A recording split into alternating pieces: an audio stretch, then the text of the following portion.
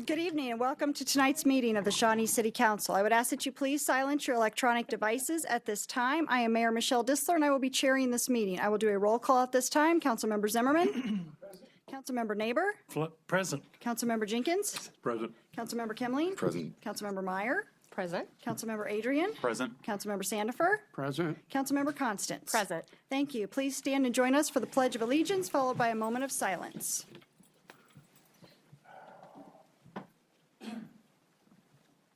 I pledge allegiance to the flag of the United States of America and to the republic for which it stands, one nation, under God, indivisible, with liberty and justice for all.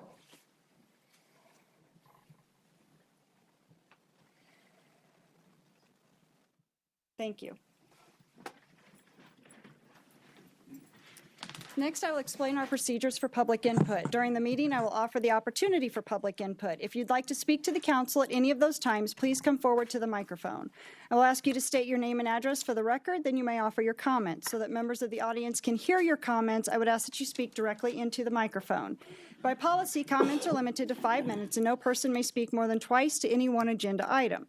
After you are finished, please sign the form on the podium to ensure we have an accurate record of your name and address. In addition, while we won't do a roll call vote on every vote, I will state council members' names who vote in minority so that our listening audience will have a clear and accurate record of the vote. Next item on the agenda is the consent agenda. Does anyone have an item they'd like to remove from the consent agenda? Seeing none, I'll accept a motion to approve the consent agenda. Second. Motion has been made and seconded on this item. All those in favor say aye. Aye. Opposed, nay. Motion passes.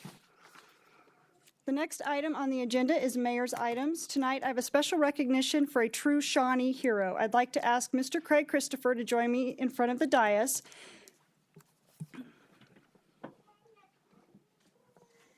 Should I go ahead and read? Take it with me. Second page.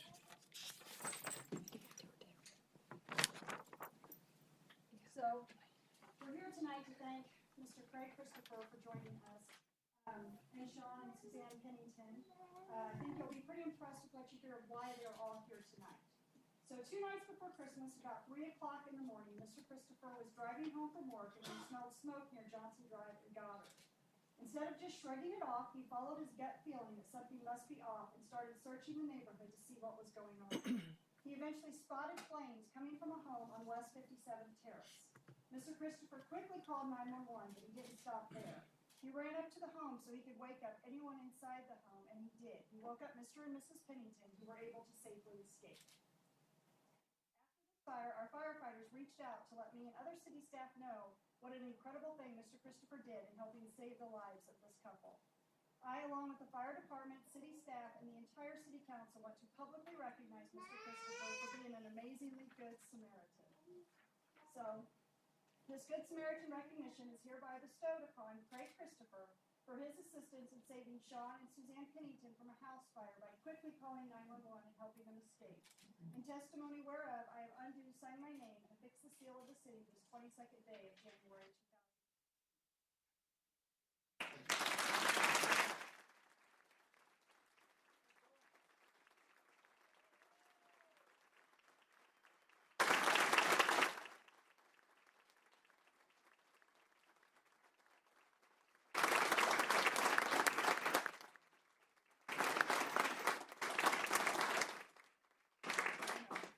He's so very humble that what he hadn't done what he did that night, this could be a very different story and one of tragedy instead of heroism.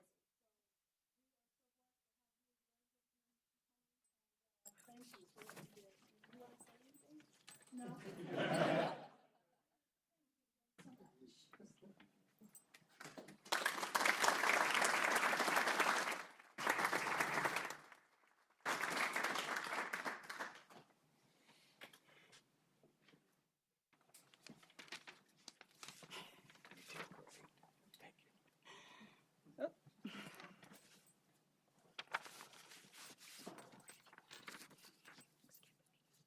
Okay. And just as a reminder for everyone here, we urge you to check your smoke alarms to make sure they are working, and if they aren't, or if you don't have any, please call the Shawnee Fire Department. They'll get you smoke alarms for free, so please check them when you go home tonight. And again, thank you to Mr. Christopher and to Mr. and Mrs. Pennington. We're so glad you are here to meet the man who helped you escape. And if we can get a picture of all of you up here, it would be our honor. Do they?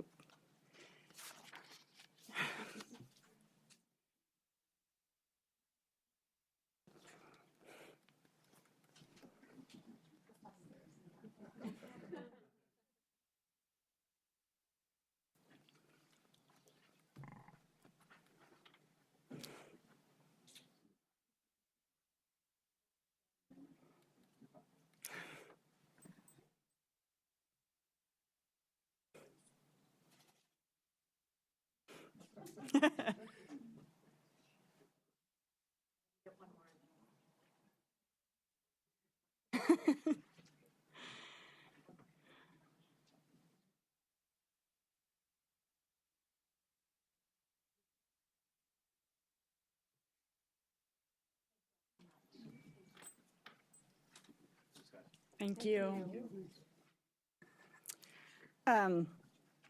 And one other mayor's item I have is tonight this morning, we kicked off the Great Kindness Challenge for the week that the students across the world do, starting with, what is that organization? I'm drawing a blank.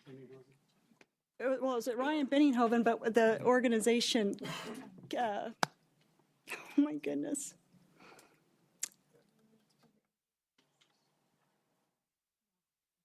All right, well, we're drawing a blank on the organization that started it, but Kids for Peace, thank you, Stephen.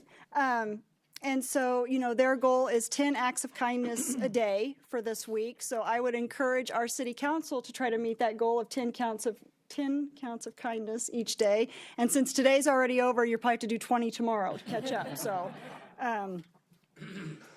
The next item is business from the floor. Is there anyone who has comments on an issue that is not on tonight's agenda?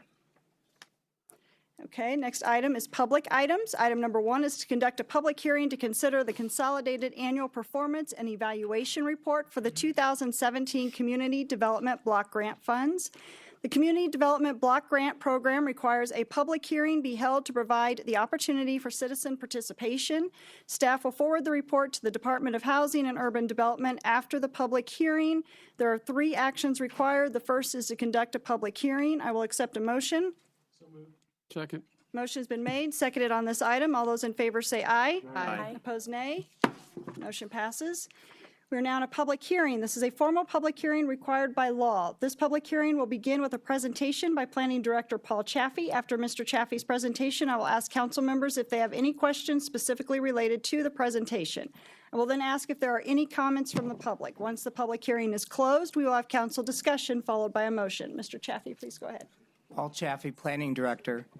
The purpose for the public hearing is to review for the citizens of the city of Shawnee of all the good things that we do with community development block grant funds during the past year. And since there are several new council members, I'm going to go into a little more detail on some of them that we probably wouldn't do in following years. But the city of Shawnee is an entitlement community for the annual receipt of CDBG funds from the Department of Housing and Urban Development. And we're an entitlement community because we have a population of 50,000 persons or greater. We became an entitlement community in 2003. The city annually receives approximately $250,000. As a comparison, the county gets about $1.3 million. Overland Park gets about $750,000. And the amount of funding that you receive is based on a number of factors. Primarily, it's your population. Some of it is the age of housing, the percentage of your community with low and moderate income persons. The city is required to submit an annual report that identifies the activities that have been completed during the past year using CDBG funds. CDBG funds are required to be used to provide benefits to low and moderate income Shawnee residents. 3 types of activities are funded. 1 are human services, which can't exceed 15% of the total funding. Secondly, infrastructure. And 3rd are housing. The funds spent in 2017 are from the 2016 and 2017 allocation. 2017 funds were not released until November 2017 for housing and infrastructure projects. So 3 or 4 years ago, we would be making application for the 2018 or the 2019 funds in December or January. But the government, as we know, they kind of move at a snail's pace some points in time. So last year, we didn't make the submission until May or June. Got approval, then you have to provide a notice of release of funds, so the funds weren't released in 2017. Now, those funds that are for human service projects, they can start asking reimbursement after the date that we find out that we're going to be approved for the CDBG funds. So they could request some funds from earlier in 2017 to sort of catch them up. But housing projects, funding can't be committed, nor can projects for the infrastructure can't be committed until the release of funds has gone on. So this last year, fiscal year 2017 ended before they released the funds for 2017. So that's why when we look back and forth, it looks like some folks are spending money and others aren't, and that's the reason why. So our infrastructure project for 2016 was the improvement of Barton between 66th and 67th Street. The improvements included stormwater, storm sewers, curbs, gutters, sidewalks, and new pavement. And we used $205,350 in CDBG funding for the project. The 2017 project, which we have approval for now, that will go on this spring or early summer, is 59 Terrace between King and Barton. The improvements include storm sewers, curbs, gutters, sidewalks, and new pavement. And funds are used for actual construction costs and not for administrative costs or engineering fees. Infrastructure projects under the CDBG program, we can undertake those infrastructure projects in the 10 census tracts of the city that have the greatest number of low and moderate income residents. And during our CIP process, we sort of schedule out where those infrastructure projects are going to be. And so for the last few years, with the exception of Barton, we've done street improvements over by St. Joe in the southwest portion of the downtown area. Human service projects. When the city turns in a 5-year consolidated plan, we identify what types of human service projects that we want to fund using CDBG funds. So on our 5-year plan, we've identified subsidized child care and subsistence payments to Shawnee residents. And one of the reasons we chose subsidized child care a few years ago is one of the things that we found is one of the impediments for low and moderate income residents to get a job is they may get a job, but it may not be well-paying. We hope that it's well-paying. But then the cost that the individual has to pay for child care in many cases makes it unreasonable for them to even keep a job. So that's one reason we took the subsidized child care, and then we pay subsistence payments, which may be rent, utility bills. Those are done on a reimbursement basis to the human service provider. In 2017, we spent $23,651.02. YMCA of Greater Kansas City provided subsidized child care for 7 families. Johnson County Park and Rec provided subsidized summer daycare scholarships for 7 children. The Salvation Army provided subsistence payments to 72 low-income residents, and Catholic Charities provided subsistence payments to 42 low-income residents. All the human service providers, they do the intake information. They're required to keep information on the income of the persons to make sure that they qualify, and then that they continue to qualify throughout the year for the child care ones. For Salvation Army and Catholic Charities, they're required to provide information regarding their income to make sure that they qualify. And they can only provide funds to Shawnee residents using Shawnee CDBG monies. The final prong in our three-prong process is the minor home repair program. We contract with Johnson County to provide those services. They do the intake. Applications are made to Johnson County Housing Authority or Johnson County Housing. They go out and verify, once again, the income. They go out and do the internal inspections to the property. Minor home repair program is basically costs up to $5,000. So a lot of what we see may be some roof repair, it may be some HVAC, it may be some plumbing type of activities. Then they contract, they do the bidding process, they select the contractor, they go out and do the final inspections. The only item that we're responsible for is we have to go out and review their files to make sure that everything really is in order. And then we do an initial exterior review just to make sure there aren't any other environmental factors that may come into play. It has a whole list of items that if you see and observe, then the house may not be eligible to get CDBG funding. That concludes this year's presentation. We did a lot of good things. If you have any questions, I'd be glad to answer them. Anyone have any questions? Mr. Jenkins? Yeah, just looking at the remainder of the funds, I actually got a couple emails from some of the people that looked at the packet. They were wondering why the big discrepancy in not utilizing all the funds. I think you explained some of the fact that we didn't get it till November, but if you could just kind of look at the reprogramming of those funds. Is it reprogrammable? Funds are reprogrammable. I think what you'll see probably by March or April, the human service providers, their funds are going to be gone and they're not going to have a lot of carryover. One that tends to carry over from year to year is Johnson County Parks and Rec, and they may carry over about $91 or something. It's Well, this just time it's carrying whatever's over quite a remaining. bit. Correct. They use 4,100, for example, the day camp used 4,100 of the 10,800 allocated. That left quite a balance, and Correct. the YMCA was similar in that regard, using up 5,500 of the 12,000 allocated. So that's pretty good size discrepancy. Well, obviously, if you're doing a summer camp, November, you don't get the money until November. That kind of presents a You're problem. right. And YMCA will still be drawing down on their funds that they've had in the past. The one thing that we are seeing with the child care, and we have talked a little bit to Johnson County Parks and Rec as well as YMCA, they both have seen some decreases in the number of children that are going to their before and after school care, with the schools starting to provide preschool services and pre-K services. It's just really eaten into the number of people that they serve. So what we do is we visit with them, and a couple of years ago, Salvation Army, for some reason, wasn't spending their funds as quickly as they could.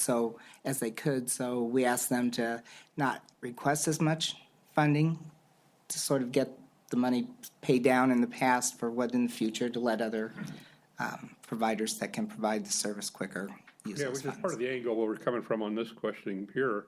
Is if they're not going to use it all, then there's a lot of people probably waiting in line would like to have some of that money and just like to entertain perhaps proposals from those folks if these guys aren't going to use it. But if they are going to use it, it's hard to tell if I'm looking at this, how much they're going to Correct. use and how much they're not going to use.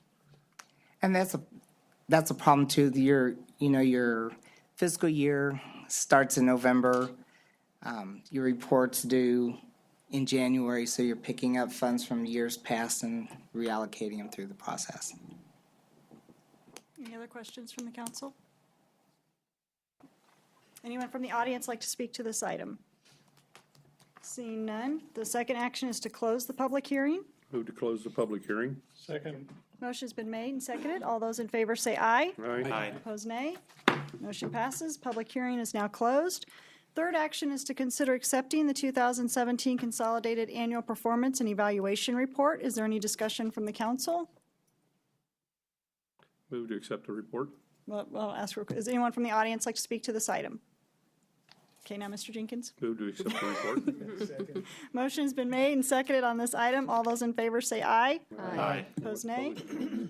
Motion passes. Accept the report or not. Next item on the agenda is staff items. Item number 1 is to consider approving final plans and authorizing the staff to issue bid documents to pre-qualified contractors for the O.W. Fisher Chevrolet dealership and Murphy Service Station buildings in Shawneetown, 1929. On October 23, 2017, the governing body pre-qualified 3 contractors. Final plans are complete, and the estimated total cost of the project is $440,400, funded in the Special Park and Recreation Fund. The project is now ready for bid. The recommended action is to consider approving the final plans and authorizing staff to issue bid documents to pre-qualified contractors. Does anyone on the council have any questions? Anyone from the audience like to speak to this item? I'll accept a motion. Motion to approve. Second. Motion has been made and seconded on this item. All those in favor say aye. Aye. Opposed, nay. Motion passes. Item number 2 is to consider contract number 2018-0008, a professional services contract with Olson Associates for staffing and engineering services for the 2018 Stormwater Management Program. The Stormwater Management Program implementation plan includes the use of an outside engineering firm to supplement staff in providing construction, engineering, and inspection services for the 2018 Stormwater Pipe Repair Project and video inspection analysis and engineering design for the 2019 pipe repair bid documents. Olson Associates has been selected to perform these services in the amount not to exceed $214,080. The recommended action is to consider approving and authorizing the mayor to sign the contract. Does anyone on the council have any questions? Anyone from the audience like to speak to this item? I'll accept a motion. So moved. We both jumped in. I'll second then. A motion has been made and seconded on this item. All those in favor say aye. Aye. Opposed, nay. Motion passes. Item number 3 is to consider the purchase of replacement fleet vehicles and equipment for police, fire, parks, and public works departments. Each department has established a fleet vehicle and equipment replacement schedule. Staff is recommending vehicles and equipment from various vendors and through multiple purchasing cooperatives and sealed bid processes. Caitlin Gard, Assistant Public Works Director, will give a brief presentation about the city's vehicle replacement program. Welcome, Caitlin. Thank you, Mayor. When I was asked to give this presentation, I was very excited that the new council, this was going to be the first presentation of the new council, but Paul beat me to it today. With me tonight, I have a number of staff members that can help answer any questions. I alone do not do this program all by myself. We have a great staff. I work with the Public Works, National Public Works Association, a lot of different cities through the National Public Works Association, and we have a really great fleet program, and our staff works together really well. So I'm just happy to provide information for that program. So tonight we're going to go over a current summary of our fleet. That's for all of our different departments. How our replacement works, including the funding for that, how much money we spend, and how much the governing body should anticipate to see on replacements on an annual basis based on the last 4 years, and then also how much we spend on maintenance. And then also some fleet initiatives that we've implemented in the last 5 years, and also just a review of the recommendations that staff is giving for the replacements for this year. In the police department, we have 36 patrol SUVs and sedans. Those are primarily used for road patrol. Those operate on a almost 24/7 basis. We have 25 investigations or command staff vehicles, 5 trailers, 4 light trucks, 3 motorcycles, and 1 mobile command center. The police department has the largest fleet in the city. In our fire department, we have 8 fire trucks, 1 heavy rescue truck, 2 medium trucks, 1 light truck, 5 SUVs, 4 trailers, 2 water rescue boats, and 1 utility vehicle. Obviously, these are primarily used for emergency response. In our city hall fleet, we have 9 cars, 5 light trucks, 3 SUVs. These are primarily used for our building inspectors, our code enforcement officers, or our inspectors in our development services department. In our Parks and Recreation fleet, we have 2 light trucks, 12 medium trucks, 12 trailers, and 34 pieces of equipment, and that's primarily construction equipment, including mowers for maintaining all of our parks. In our Public Works Department, we have 8 cars, 8 light trucks, 12 medium trucks, 26 heavy trucks, 3 SUVs, 12 trailers, 2 street sweepers, and 30 pieces of equipment, including construction equipment. This covers anything from snow removal operations. I apologize, the Parks Department does also assist in the snow removal operations, so some of those trucks are for snow removal as well. But in Public Works, that's where we primarily do snow removal, so a lot of this has to do with that operation, and then also our street maintenance and our stormwater maintenance also are in the Public Works Department. How does our replacement work? I believe that staff does a fabulous job of reviewing our replacement schedules on an annual basis. There's a 10-year replacement schedule that we will bring forward during the budget process. Tonight, we'll only be talking about this year's replacement requests. But on top of manufacturer recommendations, which is the first thing we look at, staff also looks at the usefulness of those vehicles. Are they useful in their current department? Should they be useful in another department? And we'll talk about that a little bit in a minute. How many miles or hours are on that piece of equipment, of course. The condition that the piece of equipment is in. Is it used frequently, semi-frequently? What does that look like? And then the maintenance cost of that vehicle or piece of equipment as well. We track that. Primarily, we do it in-house, and we'll talk about that in a little bit. Each department has established a replacement schedule. Those are based off of first manufacturer recommendations, but then also every department has its own accrediting agency that gives recommendations.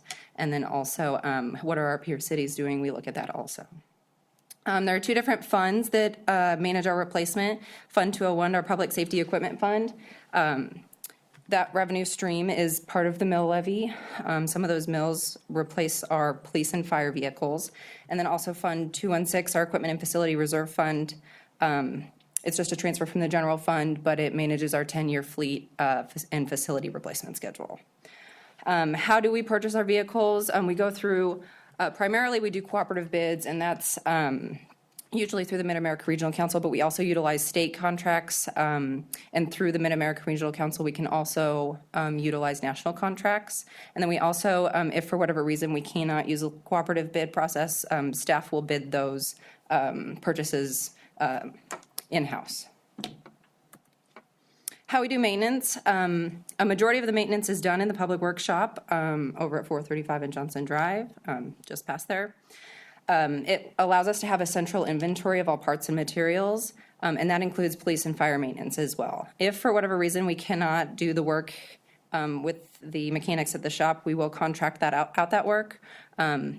There's not much that's contracted out anymore. Reasons we would contract out would be for warranty repairs, for recalls, or for emergency situations that require the piece of equipment to be repaired immediately.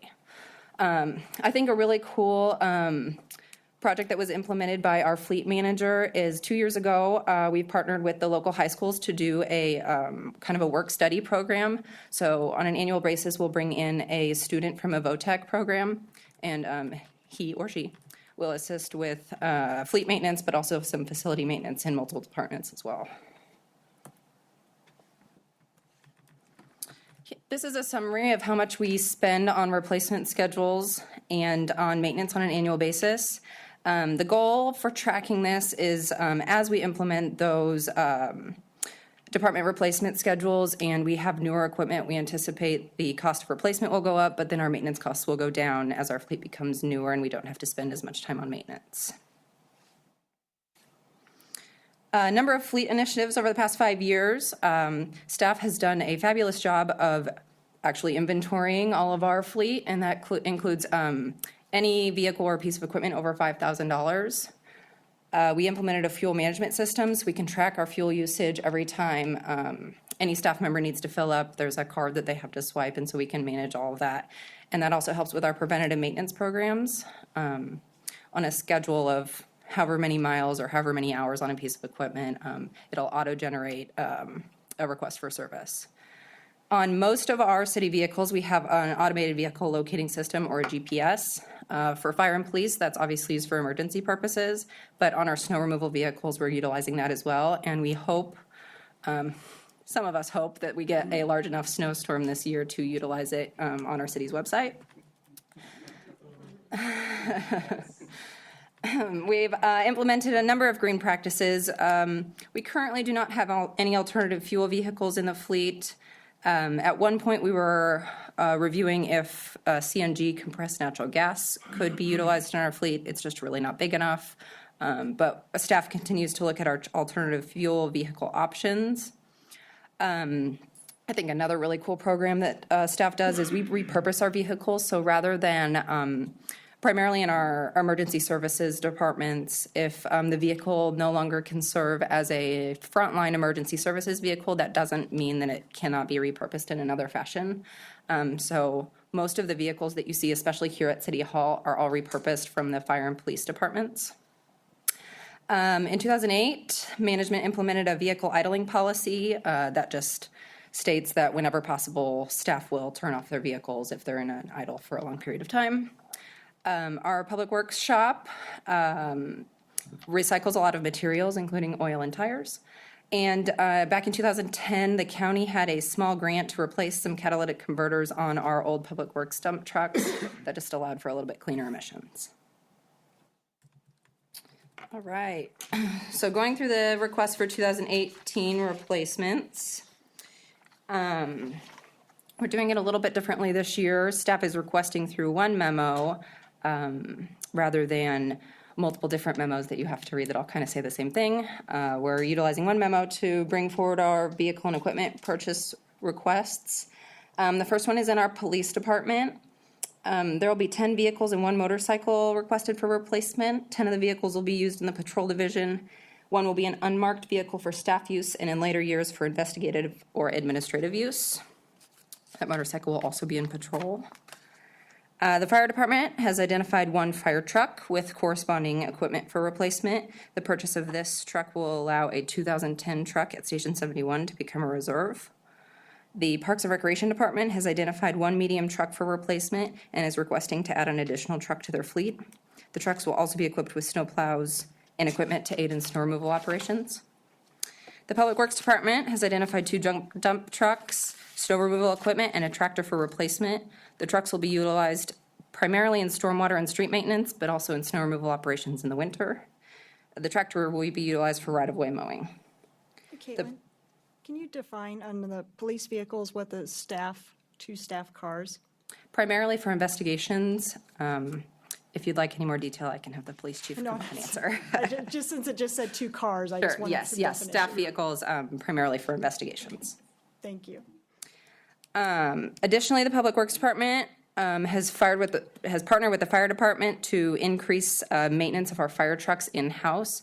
That'll save a lot of our contract work. To perform this maintenance, 6 mobile vehicle lifts are required. The lifts will have the capacity sufficient for lifting those fire trucks safely into the air. They also will be able to lift our large Public Works vehicles. Mr. Neighbor? Yes, but it says here there's 1, we need 6, but we're starting this year with 1. 1 set of 6. 1 set of Yes, apologies if that was confusing.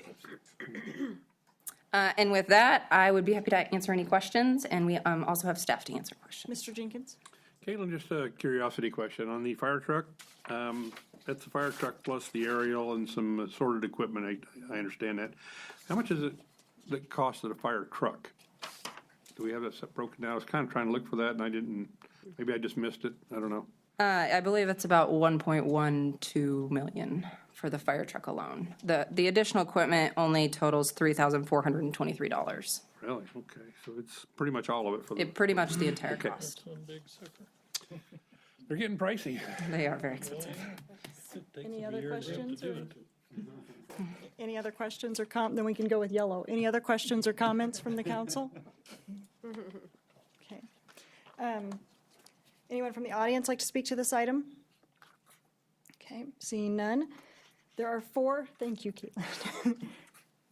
Did somebody have a, No, I just had, oh, I'm sorry. Just kudos to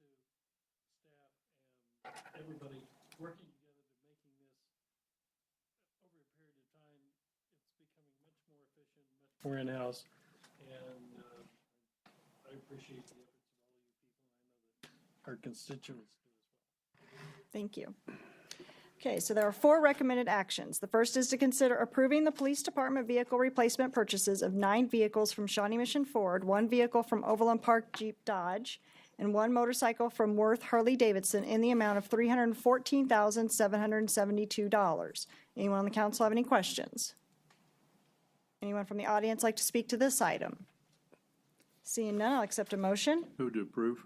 Second. Motion has been made, seconded on this item. All those in favor say aye. Aye. Opposed, nay. Motion passes. The second recommended action is to consider approving and authorizing the mayor to sign the fire department purchase agreement with Conrad Fire Equipment, Inc. for a 2018 Pierce Velocity tractor, chassis, aerial, and additional loose equipment from various vendors in the amount of $1,179,574.50. Anyone on the council have any questions? One Mr. more Jenkins? question. The question being, we have these purchasing contracts, or these purchasing organizations we go through and so on to save money. Just curious how much we saved by going through those guys on this? Do we know? I don't know if I could answer that question directly. What the regular cost would have been, but because we went through these guys, we're gonna get it for this. I'd like to highlight a positive, if we have a positive here. Right. Well, the fire apparatus comes through the HGAC bid process, Houston Galveston area, which is a national process. Mark doesn't do it locally. They won't provide you what it would cost Oh, they don't if tell us? you know. I would just like to know how much money we're saving by being a part of these guys' organizations. That'd be kinda nice. Well, we to know. budgeted 1.25 million, so we're saving. That's not a saving just because we budgeted. That doesn't mean anything. I'd really It like to know is. how much It we're- is where I come I from. would like to know. 'cause Right. That's valuable information to us because we're talking about adding another one of those tonight, another one of those services, contracting services. So I'd like to know what kind of bang we're getting out of our buck here. Is it a good thing, or are we just blowing smoke, or, I don't know. Curious. Well, they assure us, and we went through this with the engine that we just ordered in October, and we went to them and asked, and the dealer assured us that they could not come even close in a sealed bid to what price that Pierce provides HGAC, because it's a national cooperative purchasing. But it'd be great if the public would know that too, that, wow, the city's doing good things here. They saved us $300,000 or something. That'd be kind of good PR. if we- Yeah, and the hard part is every single one of them is different. We did this a couple years ago on an engine, and we found at the time the engine we purchased was $645,000, and I know for a fact of two other engines that were purchased, and we got to talking. They were the same make and model, but there was $100,000 difference on either side of us for the exact same thing. So, I mean, there's just so much. It's so custom down to the valve stems. I'm exaggerating, but it's yeah. So I don't know. We could ask them. We could send that spec and go, if we were going to buy this today, after we sign a contract, hopefully, if we were to buy this directly, what would that cost? Yeah, because I think it'd just be good feedback for the council to know, hey, look what we're doing, good things, guys, here's what we're doing. We just saved $278,000 or whatever Right. by going through this buying service, this contracting service, and I think that's good feedback. Anytime you can do that, that's a plus. I can try and find out. I'd be surprised if they'd tell us, I though. mean, if we can't, we can't, but it's Yeah. just, it crossed my mind that it'd be nice to know and be a good sales feature. Yeah, absolutely. Absolutely. One thing in there, I don't know if you noticed, we saved $40,000 by doing a prepaid discount. So that's one of the things that's in there. And then this time, for the first time since I've been here, we're trading a truck in that actually has value. We have to provide them the truck by January of 2019, and they're giving us $110,000, which before they usually go, we'll give you $5,000 or $10,000. So it's a lot better shape. All we have to do is provide a pump and ladder certification within 60 days. So we'll do that at the end of the year. I remember the last time we did this, and I was wondering why we didn't get any kind of money on that, and you were saying, gee, no, we just get 5,000 or 10,000 on them, and we were talking about giving it away to We give it to the community or college. something to use it, and it's like, wow, that's kind of amazing, we can't get more out of it than that, so this is great. This Well, is, we're moving in the right The direction. truck we're trading in is that 85-foot Quint that's as a reserve right now at Station 2. So it'll continue to be a reserve for 2018. Then January of 19, we have to provide that to the vendor. So $150,000 there off the price of the truck that we wouldn't have had without those. We get Rob a couple more cars, huh? Hopefully it gets past Quebec and Johnson Drive, or Quebec and Johnson. Thanks, John. Any other questions or comments from the council? Anyone from the audience like to speak to this item? I'll accept a motion. Move for approval. Second. Motion has been made, seconded on this item. All those in favor say aye. Aye. Opposed, nay. Motion passes. The third recommended action is consider approving the Parks and Recreation Department vehicle replacement purchase of 2 vehicles from Shawnee Mission Ford in the amount of $93,218. Does anyone on the council have any questions? Anyone from the audience like to speak to this item? Accept a motion? Second. Motion's been made, seconded on this item. All those in favor say aye. Aye. Opposed, nay. Motion passes. Final recommended action is to consider approving the Public Works Department vehicle replacement purchase of 2 vehicles from the Summit Truck Group, corresponding equipment from American Equipment, 1 tractor from Heritage Tractor, and 1 set of mobile vehicle lifts from Sterile Coney in the amount of $348,037.57. Does anyone on the council have any questions? Anyone from the audience like to speak to this item? Seeing none, I'll accept a motion. So moved. Second. Motion's been made, seconded on this item. All those in favor say aye. Aye. Opposed, nay. Motion passes. Next item on the agenda is miscellaneous items. Item number 1 is to ratify the semi-monthly claim for January 22nd, 2018 in the amount of $2,496,360.37. Anyone on the council have any questions? Anyone from the audience like to speak to this item? I accept a motion. Motion to approve. Second. Motion's been made and seconded on this item. All those in favor say aye. Aye. Opposed, nay. Motion passes. Item number 2 is to consider canceling the March 12, 2018 City Council meeting. Several council members plan to attend the National League of Cities Conference and will be out of town. Staff is recommending canceling the March 12, 2018 City Council meeting. Does anyone on the council have any questions? Anyone from the audience like to speak to this item? I'll accept a motion. Move for approval. Motion's been made and seconded on this item. All those in favor say aye. Aye. Opposed, nay. Motion passes. Item number 3, miscellaneous council items. Does anyone on the council have an item they would like to discuss? Seeing none, there's no other items. I'll accept a motion to adjourn. Move to adjourn. Second. Motion has been made and seconded to adjourn. All those in favor say aye. Aye. Aye. Opposed, nay. Motion passes. We are adjourned. Thank you.